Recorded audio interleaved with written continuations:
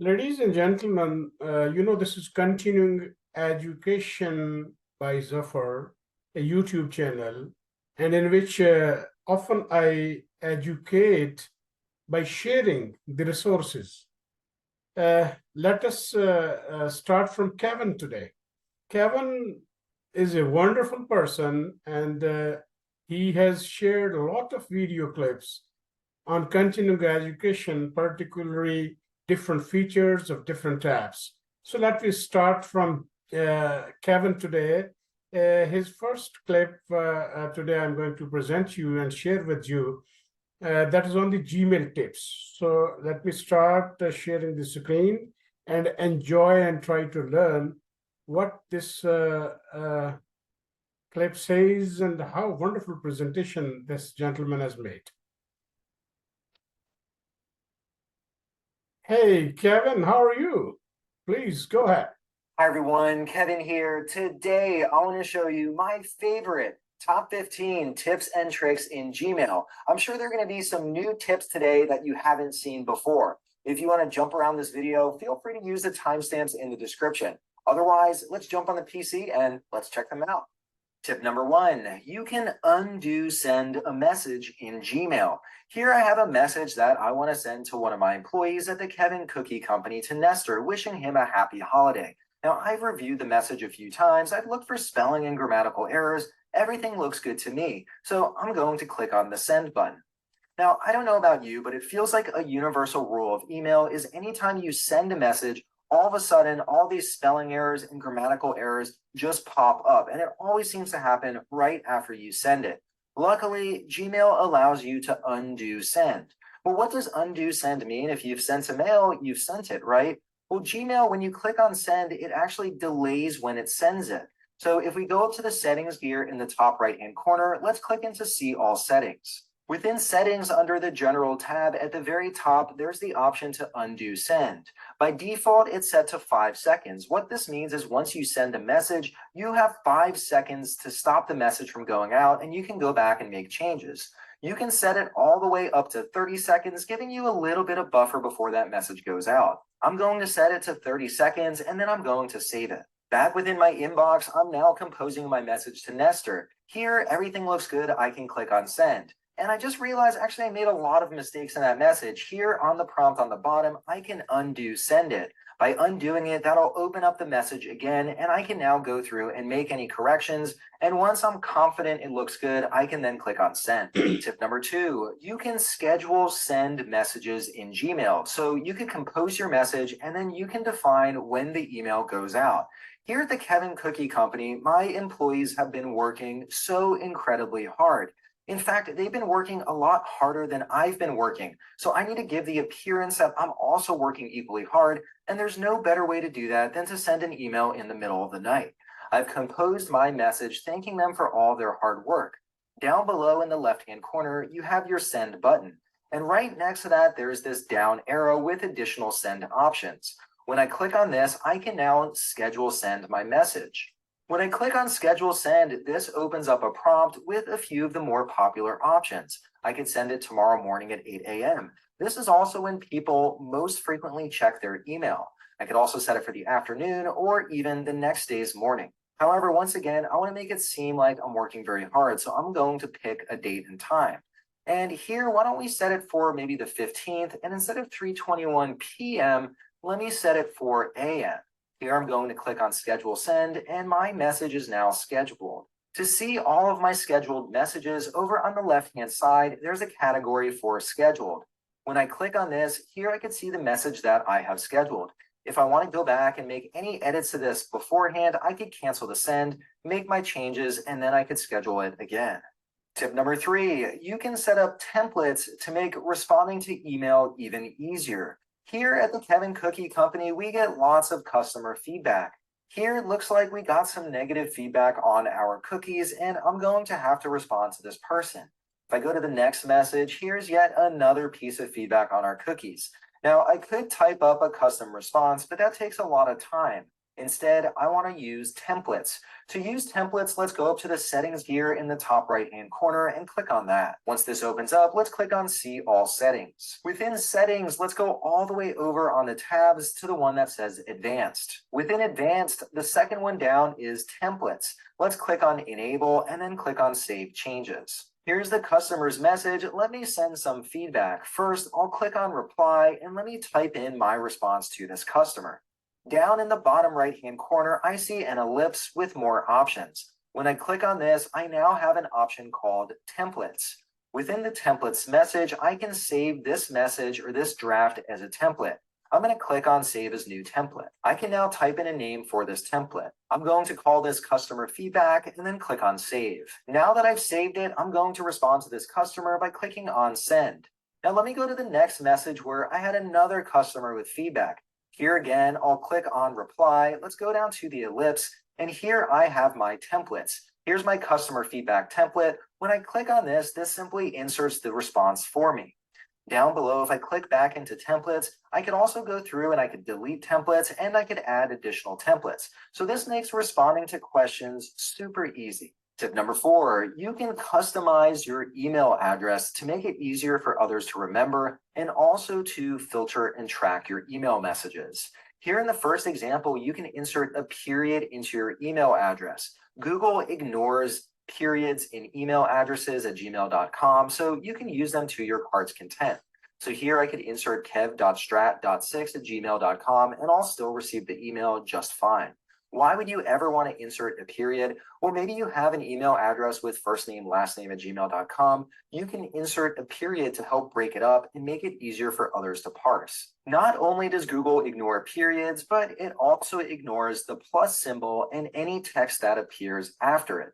So here once again with kevstrat6@gmail.com, I can insert the plus symbol and then type in some text. I've now inserted some text and this email will also arrive at my email address just as it normally would. So why would I ever want to insert this? Well, this helps me track back who I gave the email address to. So let's say maybe you sign up with a retailer and then they start spamming you, or maybe they provide your email address to someone else. You'll be able to track back who it was. You can also design filters based on these email addresses. I've now inserted both email addresses in the To field. Let's try sending the email just to confirm that it still goes through. I've now sent the email and here in my inbox, I see the message. When I look up above, I see the variant with the plus and also with the periods. So once again, I could filter messages on this and I could also track back who sent me this email and if someone sold my email address. Tip number 5, you can turn on dark theme in Gmail to give your eyes a break, especially after a long day of sitting in front of the computer. To turn on dark theme, it's pretty simple. Go to the top right-hand corner and click on the settings gear. This opens up the quick settings menu, and right here you see an option called themes. You can select one of these images, or we could click on view all to see all of the different options. When I click pick your theme, I could choose a photo, and when I pick a photo, I have a few different options. I could adjust the text background so I can make it light or dark. I could vignette, or I could also blur the background. If I go down here, I have a true dark theme option where it simply applies a dark background and then my text is light. Wow, this is a lot easier on the eyes. Once I'm all done, I simply click on save and my new theme is now in place. Tip number 6, I can add a reading pane into Gmail to make it easier to get through all of my email messages. Here today, when I click on one of my messages, the message takes over the full screen and I no longer see my inbox. I have to click on this back arrow to return to my inbox. Instead, in the top right-hand corner, I can toggle on what's called split pane mode. When I click on this, this splits the pane. And here now, if I click on one of the email messages, I can review the message over on the side. This makes it a little bit easier to get through my messages. Also, once again, in the top right-hand corner, I can click on this drop-down arrow and I can adjust the location of the split. I can apply a vertical split, or I can also apply a horizontal split. And here I see my message underneath the inbox. Tip number 7, you can read your Gmail messages while you're offline. Let's say you don't have any internet access, you can still access all of your email messages. How do we take advantage of this? Well, let's go to the top right-hand corner and let's click on the settings gear. Once the quick settings menu opens up, let's click on See All Settings. Within See All Settings, let's go all the way over to the right-hand side of the tabs and click on Offline. Here's an option that says Enable Offline Mail. When we turn this on, it'll tell us how much storage space it'll take on our computer and also how many emails you want to store. Here, I can store emails from the last 30 days. You could go all the way up to the last 90 days. You could decide whether you want to include attachments or not. Also, if you log out of Gmail, you have to decide whether you want to keep the data on your computer or whether you want to remove it. Once you're all done configuring your different settings, you can save the changes. Then if you're offline, all you have to do is open your browser and navigate to the website mail.google.com, and your inbox will pop up just like it normally does. Any email that you send while you're offline will simply be in a queue until you get back on the internet. Tip number 8, to really become a pro at using Gmail, you should really take advantage of keyboard shortcut keys. Now, you could simply fumble around with your mouse and click on the different elements on the screen. But if you had used keyboard shortcut keys, you would already be done. The one keyboard shortcut key that will unlock all the rest is Shift and question mark. When you press Shift and question mark, that'll show you all of the different keyboard shortcut keys. At the top, you see all the ones that are enabled by default. Down below, you can see additional shortcut keys that you can enable. Simply click on Enable, and then you'll be able to take advantage of these as well. Tip number 9, you can mute noisy conversations in your inbox if you're no longer interested in reading any subsequent messages. Here, for example, it looks like I got a response from one of my customers when I replied to their feedback. Here they sent a message. I responded with a very generous offer of 2% off on a future cookie. And here it looks like the person came back and they're upset with that. Now, I don't want to deal with any more of the back and forth of this. I feel like I was completely reasonable. I can simply right-click on this message, and within this menu, there's the option to mute the message. Once I mute the message, I'll no longer see any subsequent replies. Let's say that maybe I didn't want to mute that, and really the customer is the king, and I probably should respond, so I was a little quick on muting the conversation. I can go up to search on the top, and I could type in label:"mute." When I type that in, it'll show me all of the email messages that have the label mute. Here now, I can right-click on the message again, and I can go to unmute, and now the conversation will be right back in my inbox where I should probably respond to this customer. Tip number 10, you can switch between multiple email signatures. What is an email signature? Well, a signature gets appended to the bottom of any email that you send. To access your email signatures, when you have a new message open, go to the bottom and there's the option to insert a signature. Let's click on that. This opens up a menu, and currently I have it set to no signature. Let's click on Manage Signatures. This brings me into Settings under the General tab down to the Signature section. Here I can now create a new signature. Let's click on this. I'm going to call my main signature the default and then click on Create. This opens up a screen where I can now create my email signature. Down below, I could decide whether I want to simply use it for new emails or on replies and forwards. I want to simply use it on new messages. I have one signature in place. I can also add another signature. Let's click on Create New. For this signature, I'm going to call it Promotion. Once I'm done, I'll click on Create. Here now, I've created a signature for one of the promotions that we're running, and I now have both of my signatures all set. Back in my inbox, when I click on Compose, you'll see a new message appear with my new email signature.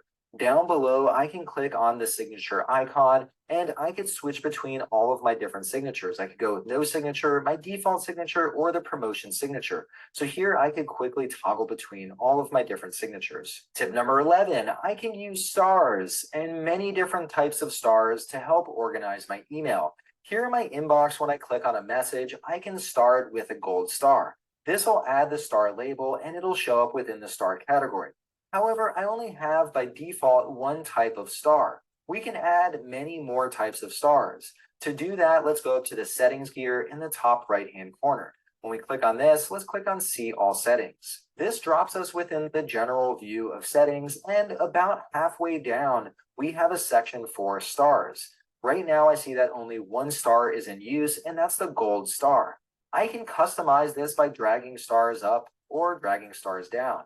I could also go with different presets. Here I could go with 4 stars, or I could even select all of the stars. For now, I'll go with 4 stars, then let's scroll to the bottom and click on Save Changes. Back within the main view, here now I could insert all types of different stars on my email messages.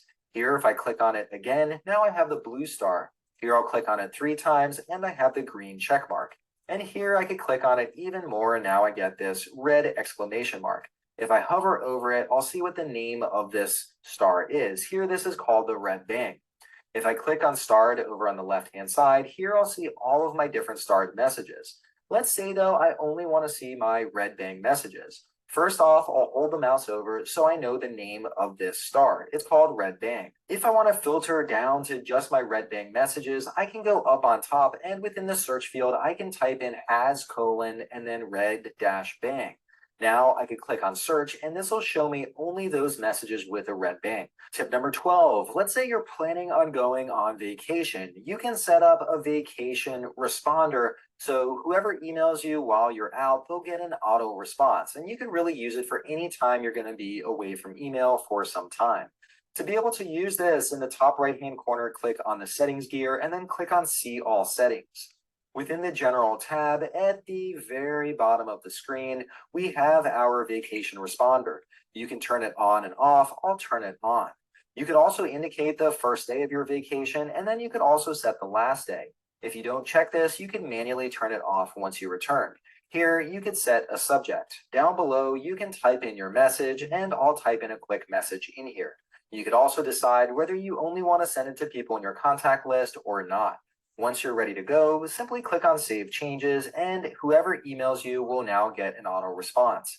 At the very top, I can end the vacation responder, and I can go back and modify the settings. Now, I'm not really on vacation, so unfortunately, I'll have to end now. Tip number 13, you can reduce the amount of space that your Gmail account takes. With a free Google account, you get 15 gigabytes of space, and that's shared across Gmail, Drive, and also Google Photos.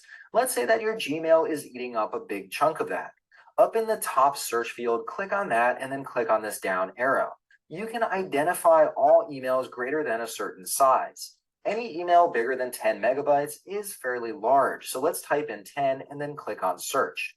This will give you a list of all of the emails that are consuming a lot of space. If you no longer need the email, you can delete it, and that'll start to free up some space in your Gmail. One of the best ways to proactively save space from your email is, rather than attaching files, to insert a link to Drive. Now, typically, let's say you want to send photos or maybe a document, you'd come down here and you'd click on the attach icon. The downside with that, though, is it consumes space in your sent email, and then whoever you send it to, it consumes space in their inbox. Instead, you can insert a file using Drive. Why would you want to do this? Well, the file is stored in the cloud, so it won't contribute any space to the email. So you're saving space and your recipient is also saving space. As an extra bonus, let's say the recipient wants to go in and maybe edit a document. When they make their edits, they're editing the version in the cloud and they won't have to attach it and email it back to you. So once again, you're saving space yet again. So use Drive links in the future, and that'll help you reduce the amount of space your email consumes. Tip number 14, you can access your Gmail in Outlook or any other email client. To enable this, let's go up to the settings gear in the top right-hand corner and then click on See All Settings. Within Settings, go over to the tab that says Forwarding and POP IMAP. When you click on this, you can use either POP or IMAP to access your emails via your email client. What's the difference? Well, with POP, it's going to download all of the messages to the email client.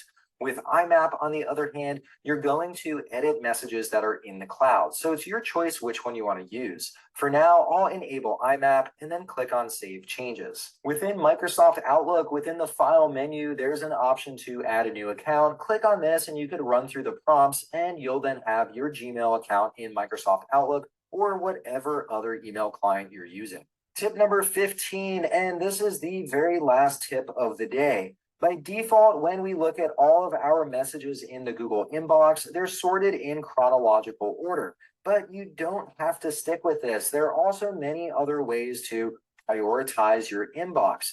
Now, in the past, Google had an inbox called Priority Inbox. Unfortunately, they cut that, but they brought those capabilities to Gmail. Once again, let's go up to the settings gear in the top right-hand corner and click on Settings. Within Settings, you can choose what type of inbox you have. The default one, well, this is the standard where you simply see messages in chronological order. You can adjust it so you see important messages first, and Google could help you over time identify what messages are important. You could also order it by unread first, starred first, and then there's also an option called priority inbox. So this is priority inbox now joining together with Gmail. You can also see multiple inboxes on one screen. So you could play around with these to see what type of inbox type works the best for you. All right, well, those were my top 15 tips and tricks in Gmail. If you learned some new ones, please give this video a thumbs up. To see future videos like this, hit that subscribe button. If you want to see me cover any other topics on this channel, leave a note down below. All right, well, that's all I have for you today. Hope you enjoyed and hope to see you next time. Bye.